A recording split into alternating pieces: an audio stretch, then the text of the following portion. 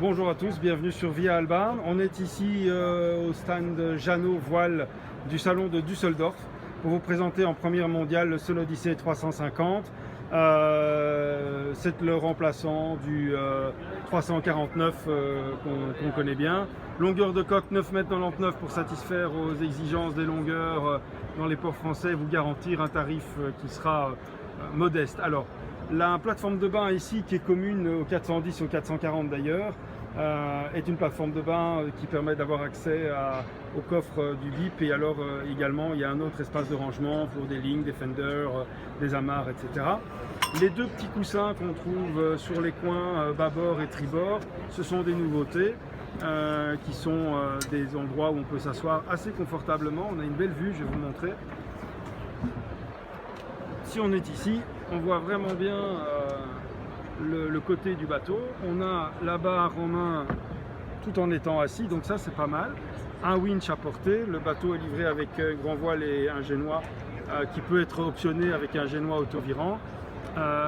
Ici une petite nouveauté aussi, c'est le sac qui permet de ranger les cordages et de ne pas les laisser traîner soit dans un sac qui pend là et qui gêne l'assise, ou là et qui gêne l'entrée, ou les laisser traîner ailleurs. Donc ça c'est bien pensé. Évidemment il faut rationaliser l'espace sur un 10 mètres.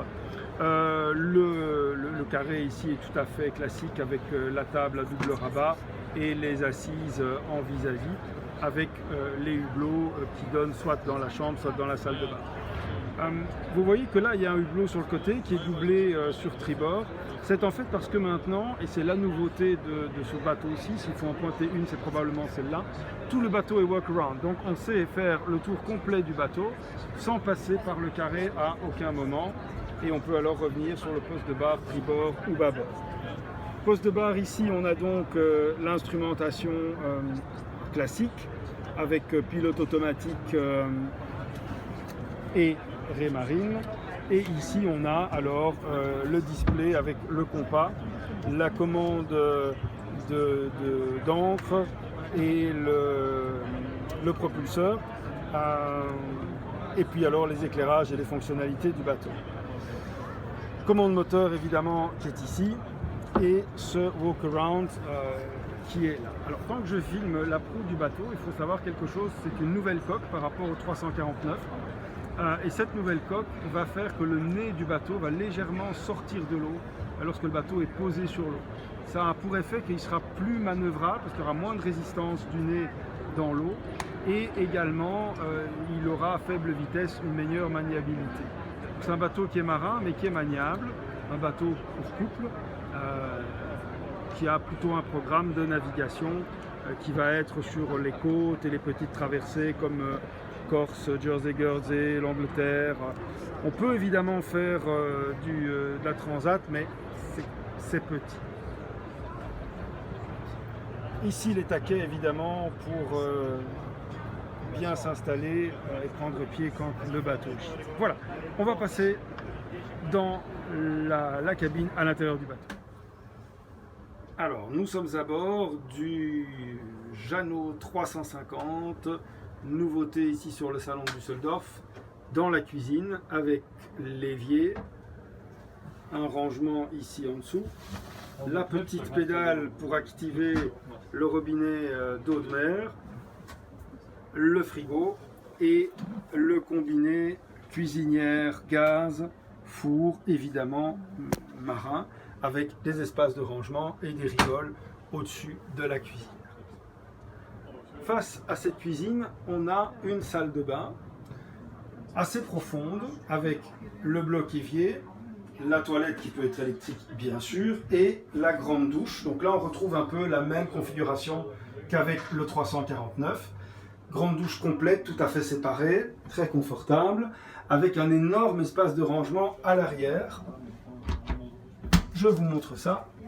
Voilà, très grand espace de rangement qu'on peut également atteindre grâce à cette ouverture-là qui est sous la banquette du carré du cockpit. Pardon. Ceci peut être également aménagé en chambre. On voit qu'ici, on a décidé de présenter un bateau avec un rangement, mais il peut être optionné en chambre. Alors évidemment, la salle de bain est plus petite et il n'y a pas cette douche séparée. Donc, en termes de cabine, ça veut dire qu'on a deux cabines. On a la cabine propriétaire qui se trouve à la proue, avec deux portes à ouverture antagonique, un lit en V avec des étagères ici au-dessus, un puits de lumière là, des fenêtres de coque et des étagères et penderies de rangement. Je trouve que cette penderie est assez bien faite. Ici avec les étagères en petits compartiments, les liseuses qui se trouvent là, des éclairages indirects ici en plafonnier, et ici derrière, alors on va trouver une étagère plus classique, plus basse aussi, ce qui permet de mettre des éléments là et éventuellement même une télé ici.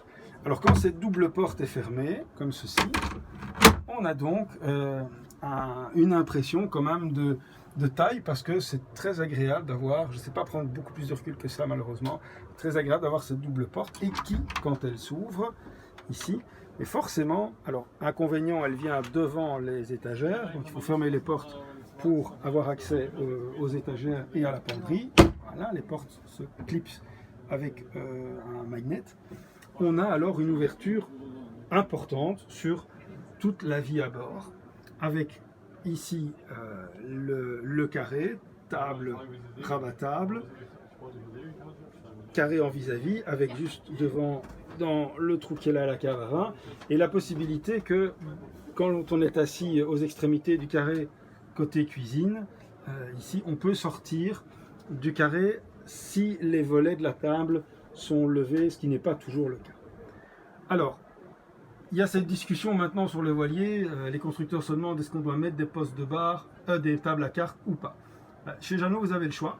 Donc, soit vous prenez l'option lounge, comme ici, avec la méridienne, soit alors vous décidez d'en faire une table à cartes et vous avez un petit bureau qui fait face au mur et qui vous permet d'avoir accès alors à la VHF, à la liseuse et aux données météo. On termine cette visite par la cabine ici, de la cabine invitée, qui est une cabine qui est plus intéressante qu'elle n'y paraît, parce que contrairement à pas mal de cabines où le moteur ou la direction viennent manger de la place, elle est assez profonde, et c'est cette option 2 cabines alors qui est privilégiée. Si on a une option 3 cabines avec la plus petite salle de bain, avec l'espace de rangement qu'on voyait tout à l'heure est aménagé en chambre, alors la cabine s'arrête à peu près ici, elle est moins profonde de ce côté là. Il y a, comme vous le voyez ici, un hublot ouvrant, et ça c'est parce que le bateau est en walk-around. On a pu redescendre le passe-avant et permettre une ventilation supplémentaire. Il y a donc la fenêtre de coque, mais 1, 2 et 3 hublots de ventilation. On a évidemment ici une autre armoire penderie avec ce système sympa de compartiment. Il n'y a pas beaucoup de lumière, ça c'est embêtant, désolé. Au niveau moteur, et on terminera par cet aspect-là, on a ici sur l'escalier comme d'habitude, un Yanmar 29 chevaux, donc plus puissant que les anciens 22 chevaux, qui permettent de travailler avec plus de couple et moins d'environnement sonore aussi, donc plus silencieux, plus confortable. Voilà, on termine ici la visite de cette première mondiale, qui est ce Jeannot 350. Bateau pour 2-4 personnes, très pratique, très fonctionnel, assez marin, avec cette nouvelle coque pour faciliter la manœuvrabilité. Sun Odyssey 350, première mondiale, au Salon du Soldat. Merci d'avoir regardé la vidéo et au plaisir.